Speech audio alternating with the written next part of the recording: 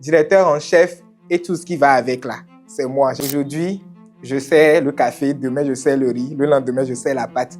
Si on pouvait même m'envoyer préparer la pâte là à midi, vous allez le faire. Je m'appelle Ruben, informaticien de formation, même si je suis habillé en Gabriel. Aujourd'hui, je suis avec vous dans Confession du stagiaire.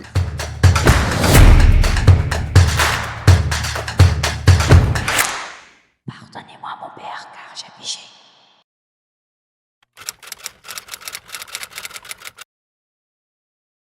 Déjà, je suis arrivé un lundi matin. J'ai eu du mal à me réveiller. Mais j'ai pris sur moi et je suis arrivé. Et quand je suis arrivé, vu que l'entreprise était assez grande, je me disais, voilà, je vais venir, je vais d'aide. Tout le monde va m'aimer, je vais développer les trucs. 2 semaines après, on va monter. Je vais aller dans un niveau supérieur et tout. Même si je n'ai pas encore eu ma licence, je me voyais déjà PDG de l'entreprise. Mais tout ça, comme vous le voyez, comme on le dit toujours, ce ne sont que des rêves.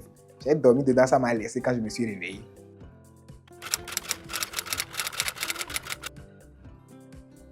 Une journée typique en tant que stagiaire. Déjà, c'est une journée assez chargée. Mais quand je dis chargée là, ne pensez pas que je développe jusqu'au soir. Non, non, non, non, non, non. Je fais des services à mes heures perdues. Et puis quand je dis service là, je deviens serveur à mes heures perdues. Aujourd'hui, je sais le café, demain je sais le riz, le lendemain je sais la pâte. Si on pouvait même m'envoyer préparer la pâte là à midi, ils allaient le faire. Mais bon, sinon, mis à part ça, la journée était assez chargée. Mais ne croyez pas que je dédais. Je ne faisais rien de grave, à part faire les services.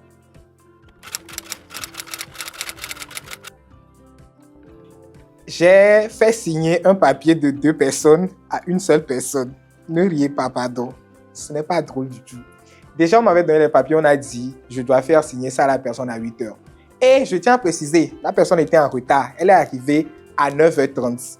Donc moi, quand j'ai pris les dossiers en même temps, je me suis dit, bon, je l'ai remis les dossiers et tout. Je n'ai pas vu dans l'enveloppe qu'on m'a remis que c'était les 2 dossiers, vu que je n'ai pas eu le temps de vérifier. Je me suis dit, bon, sûrement, elle va lire. Donc, quand je l'ai remis ça, elle a vu les 2 dossiers. Elle a vu, elle sait très bien que ce n'est pas... Bon, elle ne sait pas, mais elle, normalement, elle devait savoir. Je n'ai pas dit que c'est comme ça qu'elle doit signer un et laisser l'autre. Je l'ai laissé signer les 2. Et après, quand mon patron est venu, parce qu'elle était ma patronne, mais j'avais mon patron, quand elle était venue, mon patron m'a gueulé et il m'a dit que voilà, le truc devait se faire signer par lui et puis celle-là, mais je l'ai fait signer par elle seule, donc à moi de me débrouiller. Et je tiens à dire que quand j'ai fini, j'ai remis ça au secrétaire. Il a pris ça en même temps et lui, il a mis ça en courrier en même temps, on a envoyé. Donc, c'était déjà gâté. Je ne sais pas comment ils ont fait, mais le jour-là, si on pouvait me manger, on allait me manger.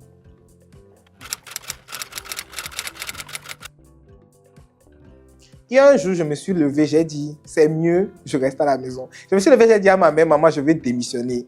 Elle m'a dit, tu démissionnes, que tu vas rester dans la maison de qui? Tu as fait 3 ans, tu es dans ta 3e année. Tu n'as pas fait stage là. Je me suis levé, je suis allé. Le jour-là, franchement, je n'avais pas envie d'aller parce que déjà, la semaine était assez chargée. Et je savais que quand j'allais retourner, c'était vraiment pas des trucs intéressants, mais on va quand même me gueuler dessus pour des trucs que sûrement même je n'ai pas fait. Vous voyez un peu ce que je veux dire. Donc, c'est ça. Le jour-là, j'ai vraiment fait une crise d'angoisse quand je suis arrivé au service parce que je ne voulais vraiment pas venir.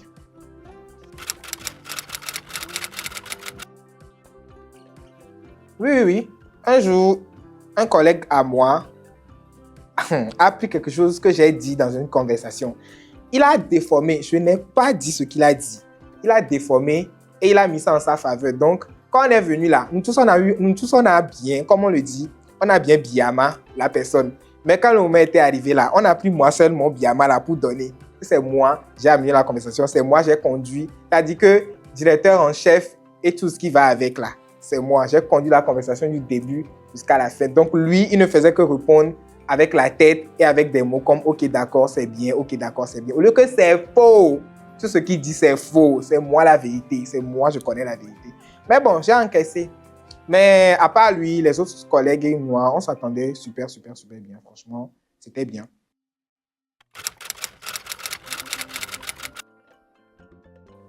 D'avoir le cardio et de savoir garder son calme. Si tu ne sais pas garder ton calme et que tu n'as pas le cardio, mon cher, il faut rester à la maison, sinon ça va te laisser. C'est très difficile de rester en face de quelqu'un qui te dit des choses, mais malgré que ça te fait mal, hein, et que la personne, sûrement même cette personne-là, tu te dis, elle n'est rien en quelque sorte. Mais mon cher, qu'est-ce que tu peux dire? Tu assumes. Donc, il faut avoir le cardio. Le reste, ça va venir.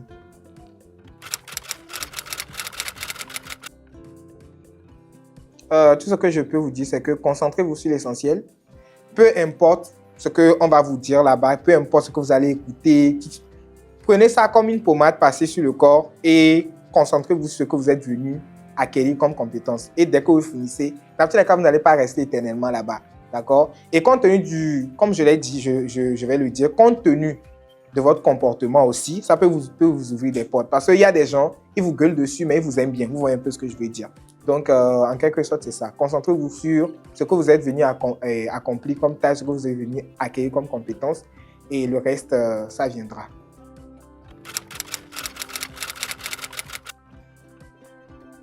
Un jour, on a fêté l'anniversaire d'une de nos directrices. Le jour-là, en fait, c'était assez particulier parce que de un, je ne savais pas qu'on fêtait l'anniversaire de quelqu'un. J'étais arrivé en retard.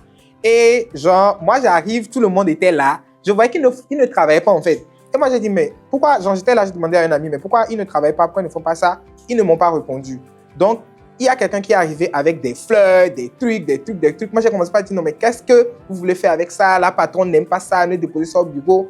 Personne ne m'a calculé, ils ont déposé au bureau. Moi, je suis parti rester dans le bureau, disant que quand la patronne va arriver, je vais essayer de lui expliquer. Eux, tous sont arrivés dans le bureau, joyeux anniversaire. La patronne m'a dit, tu fous quoi là? Faut sortir. Je suis sorti.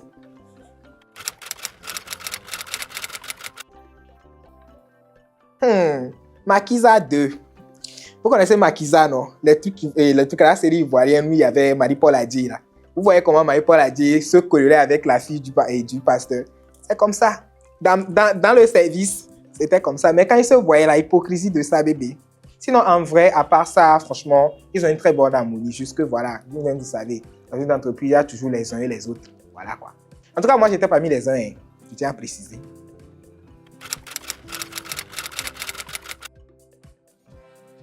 Non, je n'ai pas assisté à une bagarre. J'ai assisté à un drama. Et quand je dis drama, c'était quelqu'un qui devait venir faire une maintenance et il s'est fait électrocuter en quelque sorte. Voilà. Donc, à part ça, voilà, il n'y a pas de drama. Le jour-là, on a tous eu peur, mais c'était rien de grave. Il s'est remis.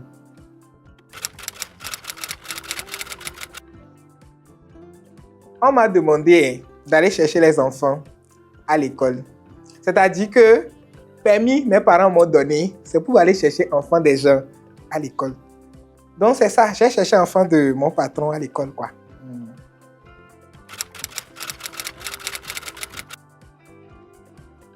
Je retiens que c'était une très belle aventure, franchement.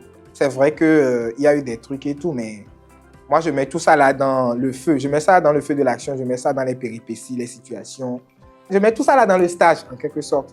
Donc, j'ai tiré ce que je dois tirer comme leçon, des leçons à travers voilà, le comportement des gens. Et mis à part ça aussi, j'ai acquis mes compétences, ce que j'étais venu faire en quelque sorte. Et puis voilà, le reste, c'est Dieu qui donne en fait. Voilà.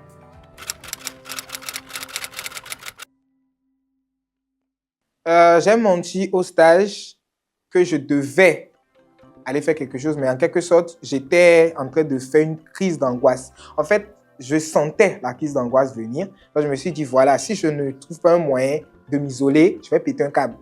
Donc, j'ai tout fait, j'ai menti. Et ce que j'ai dit, c'était bête, parce que j'ai dit quoi?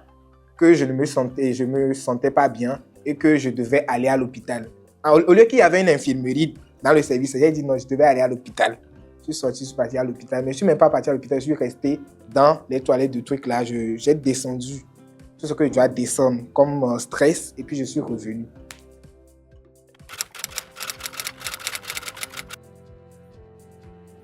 Non, en quelque sorte, je n'ai pas pris de pause plus longue que prévu. J'ai toujours été ponctuel.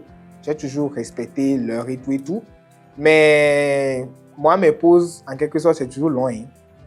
Blague à part. Genre, les pauses qu'on donne, c'est assez long parce qu'on finit à midi. On était censé revenir à 14h. Donc, j'avais 2 heures de temps en quelque sorte. Donc, je ne pouvais pas être en retard, en fait. Voilà. Ah! Je n'ai jamais lâché au boulot. Je n'ai jamais lâché au boulot. Mais j'ai déjà servi l'hypocrisie à haute dose au boulot. C'est-à-dire que en face de la personne, tout le monde tous ceux qui se trouvaient dans le secteur savaient que c'était de l'hypocrisie. Parce que, de un, je n'aimais pas la personne, mais c'est toujours chez moi, on envoie la personne. Donc, le jour-là, je l'ai bien, moi, je l'ai insulté. Mais quand elle est venue, ouais, salut, comment tu vas? Ah, tu m'as trop bien manqué, tout ça. Le patron a dit quoi? Tout ça. Vous voyez, non? Un peu d'hypocrisie pour servir la sauce. Sinon, à part ça, rien du tout. Je n'ai jamais lâché, en tout cas. Je suis trop classe pour ça, s'il vous plaît.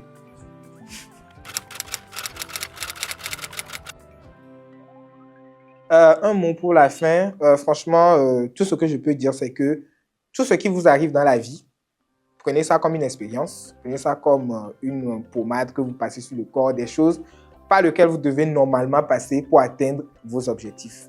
Et quand je dis ça, je parle de stage, peu importe que ce soit stage, que ce soit que vous avez eu à travailler avec des gens ou à faire des trucs avec des gens. Prenez tout ça en fait comme des péripéties de la vie. Des trucs, tirez votre leçon, ce qui est très important, et puis voilà, prenez le reste et dites que Dieu le fera. Pour ceux qui se demandent, voilà, comment je vais faire, comment je vais pas faire, franchement, dites-vous juste que vous êtes venu pour un truc, vous allez faire ce que vous avez à faire et puis vous allez laisser. Les péripéties ne durent pas éternellement en quelque sorte. Voilà, sinon à part ça, c'est bon. Il n'y a plus, je n'ai plus rien à dire. Je tiens à vous souhaiter bonne et heureuse année. Merci beaucoup à vous, confession du stagiaire. À la prochaine. Tchuss!